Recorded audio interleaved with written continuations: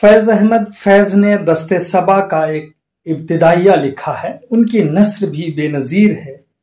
کچھ اہم پوائنٹس جو اس میں پیش ہوئے ہیں اس کی طرف ہم اشارہ کریں گے، لیکن اس ابتدائیہ کو سنیے گا بہت دھیان سے۔ ایک زمانہ ہوا جب غالب نے لکھا تھا کہ جو آنکھ قطرے میں دجلہ نہیں دیکھ سکتی، دیدہ بینا نہیں بچوں کا کھیل ہے۔ اگر غالب ہمارے ہم عصر ہوتے تو غالباً کوئی نہ کوئی ناقد ضرور پکار اٹھتا کہ غالب نے بچوں کے کھیل کی توہین کی ہے، یا یہ کہ غالب ادب میں پروپیگنڈا کے حامی معلوم ہوتے ہیں۔ شاعر کی آنکھ کو قطرے میں دجلہ دیکھنے کی تلقین کرنا صریح پروپیگنڈا ہے۔ اس آنکھ کو تو محض حسن سے غرض ہے، اور حسن اگر قطرے میں دکھائی دے جائے تو وہ قطرہ دجلہ کا ہو یا گلی کی بدرو کا، شاعر کو اس سے کیا سروکار؟ یہ دجلہ دیکھنا دکھانا حکیم، فلسفی یا سیاستدان کا کام ہوگا، شاعر کا کام نہیں۔ اگر ان حضرات کا کہنا صحیح ہوتا تو آبرو شیو اہل ہنر رہتی یا جاتی۔ اہل ہنر کا کام یقیناً بہت سہل ہو جاتا، لیکن خوش قسمتی یا بدقسمتی سے فن سخن یعنی یا کوئی اور فن بچوں کا کھیل نہیں ہے۔ اس کے لیے تو غالب کا دیدہ بینا بھی کافی نہیں، اس لیے کافی نہیں کہ شاعر یا ادیب کو قطرے میں دجلہ دیکھنا ہی نہیں، دکھانا بھی ہوتا ہے۔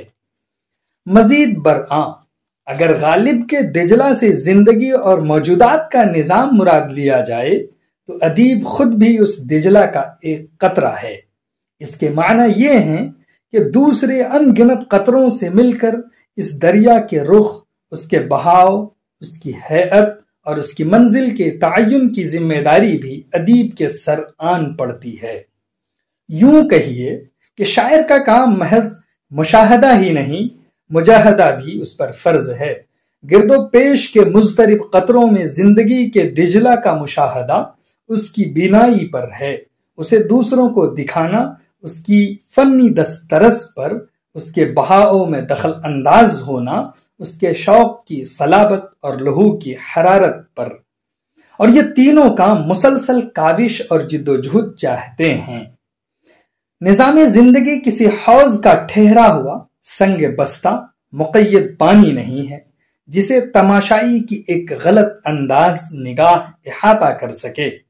دور دراز اوجھل دشوار گزار پہاڑیوں میں برفیں پگھلتی ہیں، چشمے ابلتے ہیں، ندی نالے پتھروں کو چیر کر، چٹانوں کو کاٹ کر آپس میں ہم کنار ہوتے ہیں، اور پھر یہ پانی کٹتا بڑھتا وادیوں، جنگلوں اور میدانوں میں سمٹتا اور پھیلتا چلا جاتا ہے۔